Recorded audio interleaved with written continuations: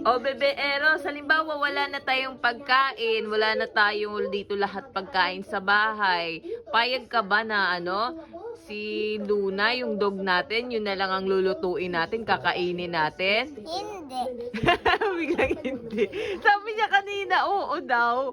Kasi nanonood kami ng palabas dito sa TV. Tapos yun na lang yung pwede nilang kainin, yung dog nila, si Koda. Mami, mami. Bakit sabi mo kanina, papayag ka na kainin yung dog, ba't ngayon hindi na? Gusto ko kasi.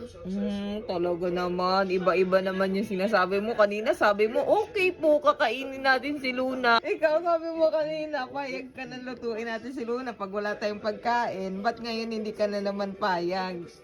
Ayaw ko kasi. Oh no! Abili na lang si daddy ng pakain. Hindi, alimbawa nga wala tayo ng pagkain, bawal lumabas ng bahay. Oh, paano yun? Pagka bawal lumabas ng bahay, wala na tayong pagkain, si Luna lang meron tayo. Anong gagawin natin? 'Di ba? Hindi pwede tayo hindi kakain kasi mamamatay din tayo. O, payag ka na ba na kainin natin si Luna o hindi? Hindi. Hindi pa din? Oh, love mo talaga si Luna. Gusto ko madaming kakain tayo.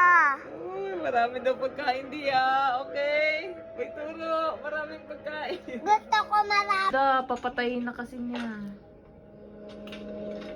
Naku, papatayin na nila. Gagawin na nilang pagkain si Koda. Oh no, scary naman. Ba't naman nila papatayin? Ano ba yung palabas na yan? Papatayin ba niya talaga? Huwag mo na patayin. Papatayin niya ba o hindi? Papatayin niya na. Wala.